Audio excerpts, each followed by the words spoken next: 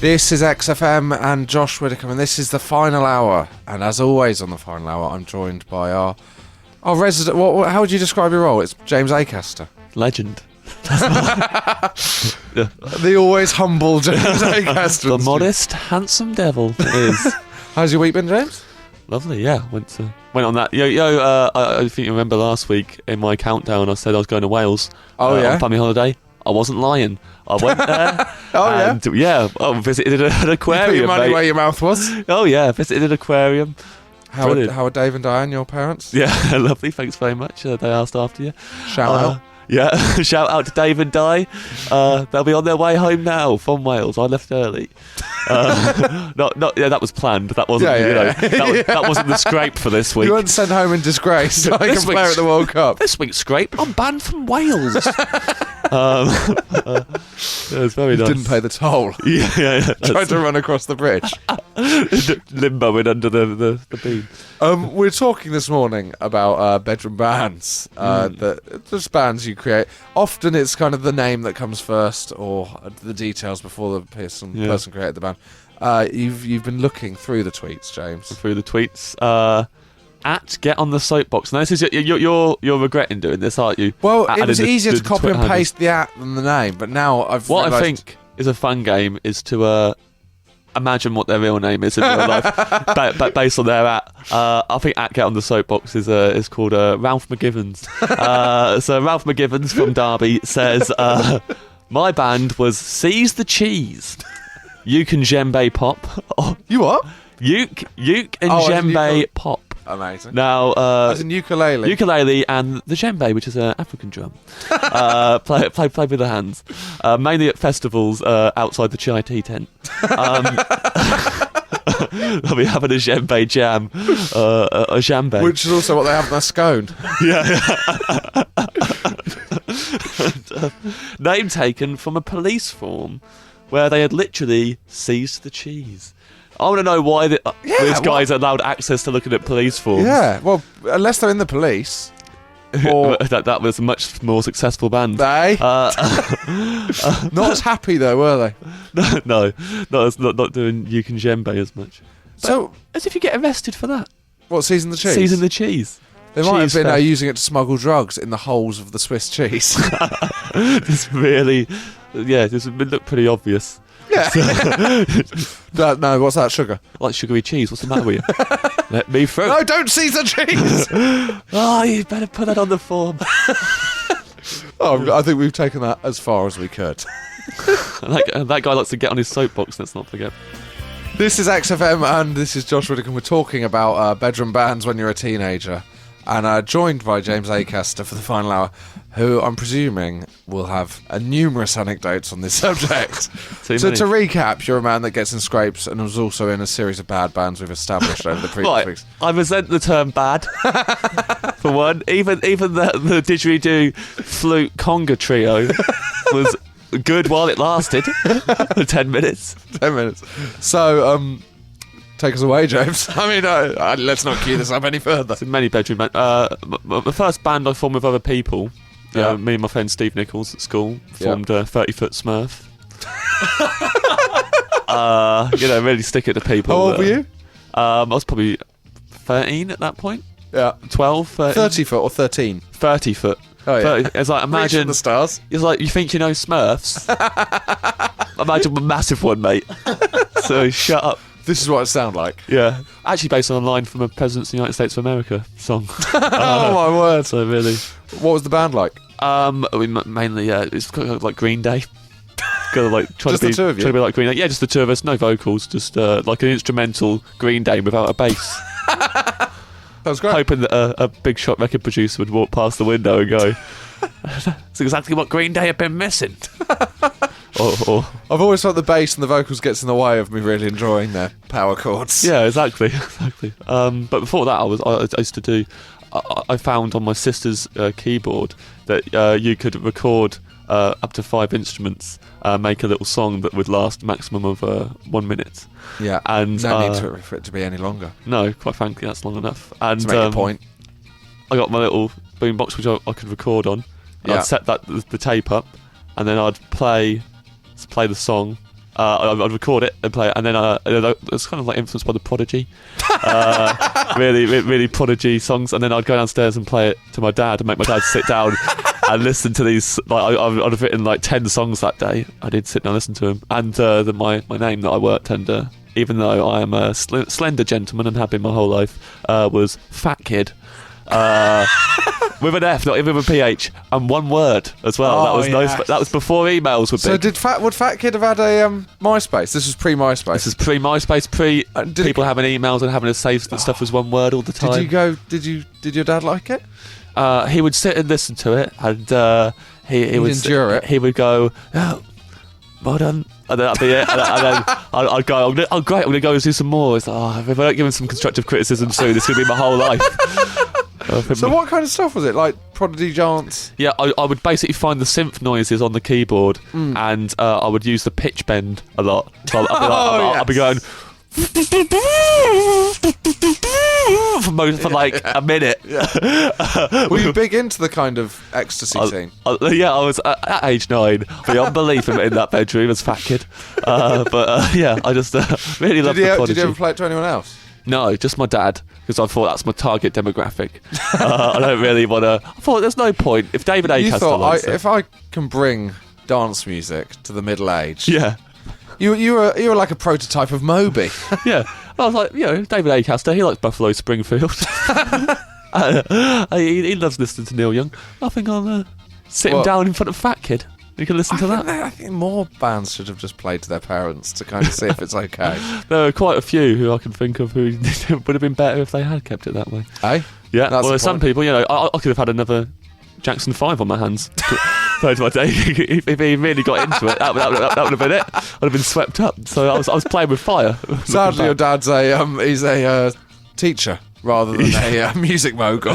Yeah, he wouldn't exactly play it to his class. Well, thank you, James. Josh Widdicombe, XFM. And we know what time it is, James. It's time for your classic scrape of the week. What adventure? Yeah, you're very quiet. Yeah. As if you're going, oh, what? I didn't know you were going to spring this on me. I beg your sweet pardon. So, each week, you relate... Is it a scrape from the archives? Or it's an archive scrape due to the music. It's another music one because of the theme for today's... Take it away, James. Before the heady days of the conga band with the didgeridoo, I used to go down to... There was a regular jam night at a Kettering football club. Of course there was. Because there's a bar on the side of it. And everyone else there was like... I was the young... I'd turn up and... with your Prodigy. With your Prodigy keyboard. I was about... I don't know how old I would have been. Actually, this particular one occurred... I don't know what year it occurred in. It was 2001, so I'd have been, what? 16. Thank you, Josh. I was 16. I mean, that is embarrassing. The really sad thing about that was I didn't even try for a second to figure that out. I just looked at you like you were a Vorderman. Yeah, I was like, come on, mate. I'm good at maths. But I just turned up every week, and one week I turned up and everyone else was like in their 50s. Yeah. Like much older than me, and we'd be playing like old blues songs and stuff like that. Yeah. And I got up one week, and basically I was playing drums with there's a guy on guitar, another guy on guitar, a bassist. They were all like mid 50s, and they started playing All Along the Watchtower. Yeah. And the problem was, I didn't know this because I had never heard All Along the Watchtower at that age. At that age, I was completely, it's like when the Bob Dylan or Jimi Hendrix version. It was the Jimi Hendrix version, and I know that now, but like it's not like when someone says to you, have you seen like a really famous film, and you know that everyone's seen that, and so you lie momentarily and go, I've seen Jaws, and you haven't, and then they start. Yeah, they start talking about the plot. And you're and then you just try and... Shark, when will he leave people alone, eh? Yeah, that shark. I'll tell you what else is good in sharks is Shark's Tale. Have you seen that? I've seen it. And so I'd steer it towards, more your home turf. Yeah. But when you're actually, it's very different to if someone went to you, let's act out a scene from Jaws right now, and then you've got to riff it. And so I think this boat's adequately sized. Yeah. This boat is brilliant, perfect. Could ask for a more spacious boat. But so they started playing. I didn't know they were playing. I thought they'd made up a song. These guys are good. I was like, this guy I mean, he's wasted his talent here at Kettering Football Club. Is there a watchtower in Kettering? Yeah. Well, the thing is, I didn't realise. They started playing all along the watchtower, and I let them play for a bit, and then I joined in with like the most disco beat you've ever like. I literally heard the song. I was like, you know what this song needs? Take the boy out the prodigy. Fat Kid Still Reigns supreme at the drum stall. So I started playing this properly, like, you know, a really disco-y beat, and everyone in the room is pretty old and was looking at me disapprovingly. I was thinking, I'm in time. I don't know what this guy's problem is, you know. I mean, I'm 10 years out. Yeah. I'm really jazzing this up. I realised halfway through when he sang the lyric All Along the Watchtower, I was like, oh no, I've heard of that. I thought, and it wasn't by Chic. Yeah. This isn't a Bee Gees song, is it? I started thinking, like, who is it by? And then the worst, what is worse than realising the song is by Jimi Hendrix is realising it's a song by Jimi Hendrix and Bob Dylan. is the one you go, oh no, two of the greats are murdering two people at the same time.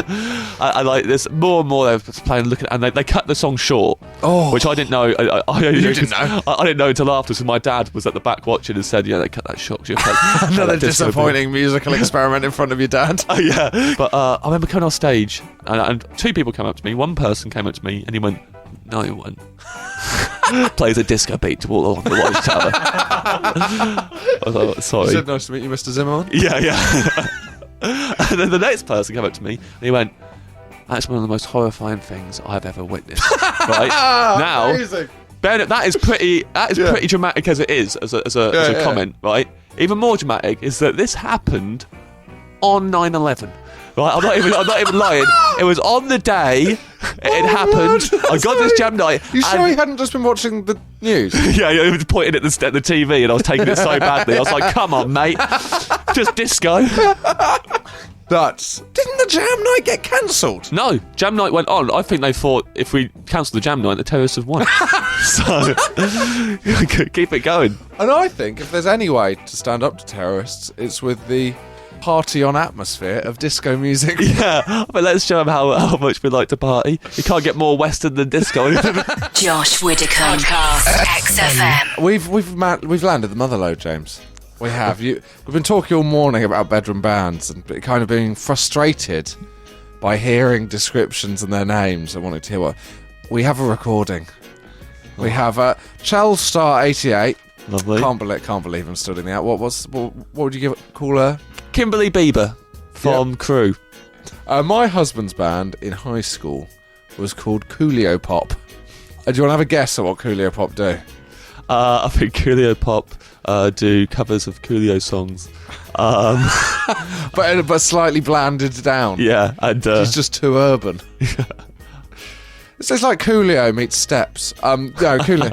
They made a debut album called Funk-Induced Coma. Only they have Common copies. occurrence. Winky face. Well, we then replied. Our producer Neil replied, and we now have a copy of Funk-Induced Coma. Let's speculate before we hear Funk-Induced Coma.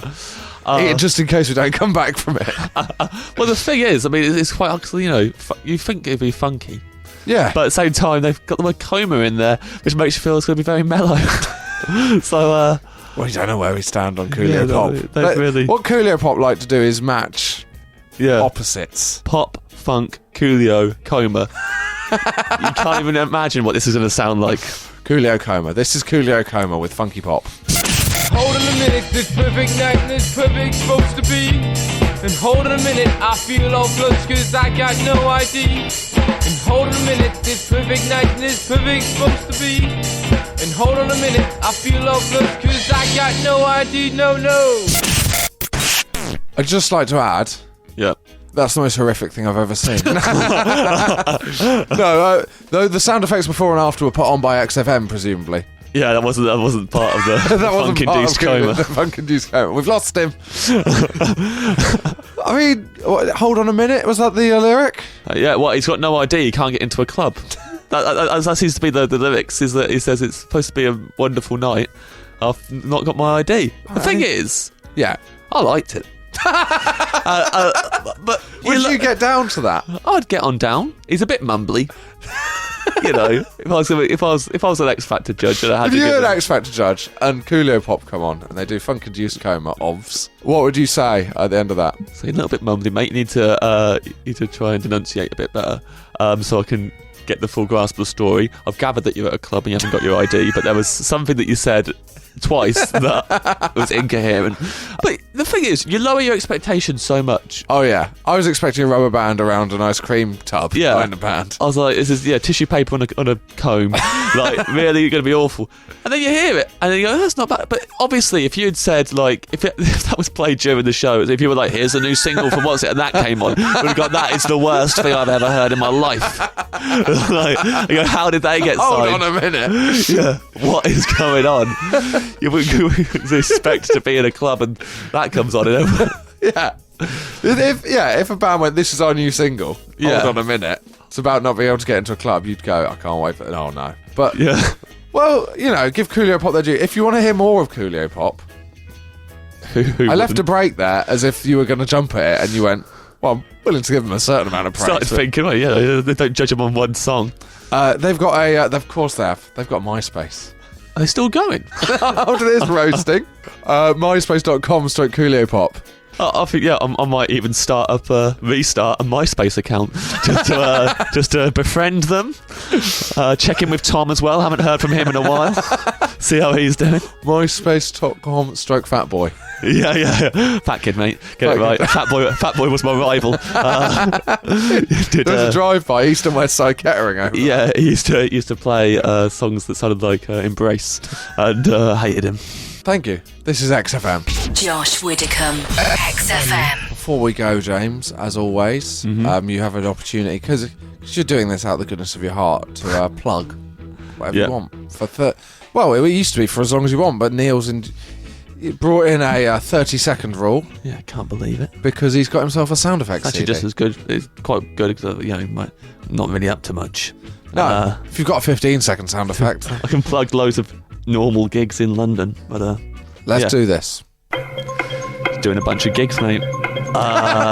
Doing a bunch of gigs. I'm in Leicester Square, Storm, on the 9th and the 10th. I'm just looking for my diary on my phone, really. Loads of stuff to do. Oh, you can buy tickets to my Edinburgh show this year online. I don't know what the website would be on. I don't have to go on and buy them.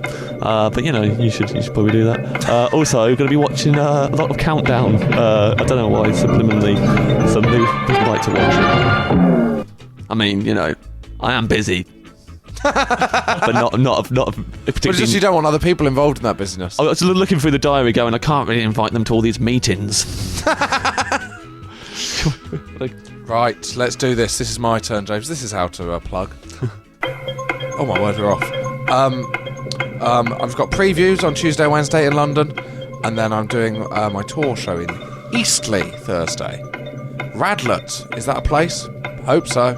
Friday. And Margate Saturday. The big three. The Holy Trinity. And tickets still on sale for the DVD record September the 26th at Hammersmith Apollo at Josh Widdicombe. I think that's about it. We can cut that. We can cut that short now. Let's just cut it short. Cut it short. Come on now. Cut it short. It's fun. It's more fun, isn't it, with the countdown? Yeah, I'd like to try it with other TV themes. I don't know if there's other ones that require... The Krypton Factor. Whatever the music is for the Eliminator in Gladiators. Oh, that would be good. Do that, and then we have to do it at the same time. And you have to go on the first whistle, and I'll go on the second whistle, or something like that. Next week we will do that. Thank you for coming in, James. Thank you, Josh. Thanks for having me.